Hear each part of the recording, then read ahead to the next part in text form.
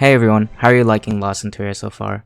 In this video, I'll be going over formations and teaching you how to create your very own successful formation. Let's start from the basics. Each monster has a basic attack and a special skill, which you can activate with mana. Basic attacks will always target the frontmost monster. If you look at formations, you have a front line and a back line, but they're also numbered. This is the order in which your monsters will be hit by basic attacks. So in this example, my Ramagos will be hit first, and then the Roid, and then it keeps going until eventually it will reach my Kali at the very last. So naturally in this situation, you want to put your tanks in the front, and then your squishy damage dealers or your win condition and supports in the back. However, you should still pay attention to where you place your monsters within the line.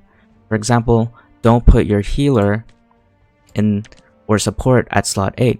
If everyone but your support is dead, they can't clutch and get you that win. They can't 1v1 or 1v2. So instead you put your strongest damage dealer in slot 8 who might be able to pull that off.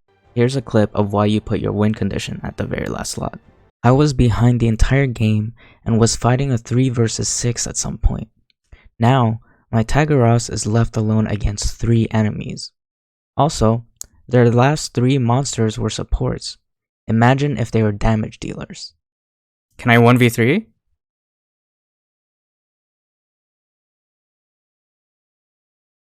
I don't think I can.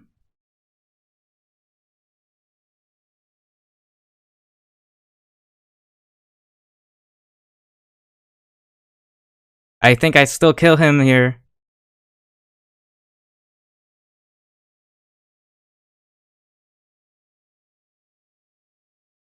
Oh, 1v3. Let's go. Alright, hope you enjoyed that clutch as much as I did.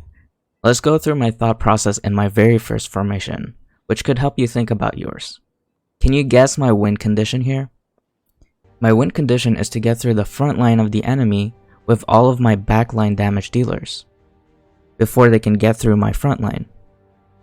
So I had 3 damage dealers in the back, 1 of each element to make sure that I could deal effective damage to anything. If you notice, one of them is an AoE defense breaker, so I paired it with Lapis, who also deals AoE damage. Now if you look at the front line, my very first monster is Ramagos. I picked him as my first monster because he deals more damage as he loses HP and can help me in the race to killing the front line first. Now there are risks to putting him first, since there is a chance I don't pick his card at the beginning, making him useless. But that is actually how I pick the rest of my team. If Ramagos gets too low and I don't have his card, I can either use my Mykeen to heal him back to full, or use my Mav to switch places with him, keeping him safe. Then I also put in this Roid, who luckily I got this skill stone, which decreases the damage that the line receives by 10%, making him even tankier.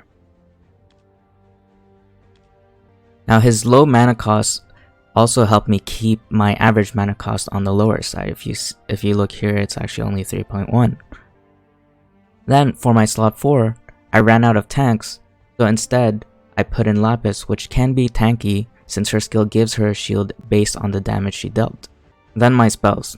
Now I really didn't have any options at the beginning since I just started, but I had this, which stuns the frontmost monster. Now it really wasn't useful for my team. Ideally, I would want it to stun enemies in the back, their damage dealers. But then I got this, which was great because I could then stun the backline with this. Now the biggest weakness of my team was that I couldn't do anything to the backline until I dealt with the front line. So this skill right here was a very big plus. If we look at my team now, after a few summons, you'll notice my win condition has changed quite a bit. Now it's surviving long enough to dot the enemy team to death. I have Beretta, and I have Spoil, and then I have Poseidon to slow down the enemy mana regen, and Megan to speed up my mana regen, giving me an advantage in mana. This allows me to cycle through my cards faster and dot them to death. Now I notice in my current elo, a lot of people like to do AU damage with Lucian or dot damage with Beretta as well.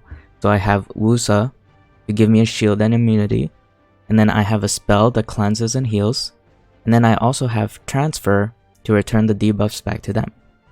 Now if you notice, one odd monster in my formation is actually Tagoras. He doesn't really fit into my comp damage team, but he's the very first monster I got to level 8, and he even has the skill stone that increases the damage by 20%, unleashing crazy damage. Seriously. Now this brings me to my last point. Don't use a monster if it is underleveled. Levels are so important, and there are many viable formations that you can create with your highest level monsters. Ideally, in this team I would replace Tagoras with Thrain, since Thrain combos really well with continuous damage, but he's only level 5. If he was higher level, I would use him, then replace Megan with Bernard, since I won't have much use of her attack buff anymore. And since I don't have attack buff, I would replace Lapis with another tank. Do you notice the domino effect? So to summarize, figure out your win condition and build the rest of your formation to help your win condition. Pay special attention to where you put your monsters within their line. This could make or break games. Don't make your average mana cost too high, or you won't be able to use as many skills as the opponent. If you do have it high, try to put in a monster that gives acceleration and allows you to regen mana faster, like Bernard or Megan. Lastly, there's no one formation beats all. Play some games. If you're losing, figure out why you lost and how you could have won, and test out different monsters. In single mode, you'll have to change your formation for each chapter, so don't get too fixated on one set formation.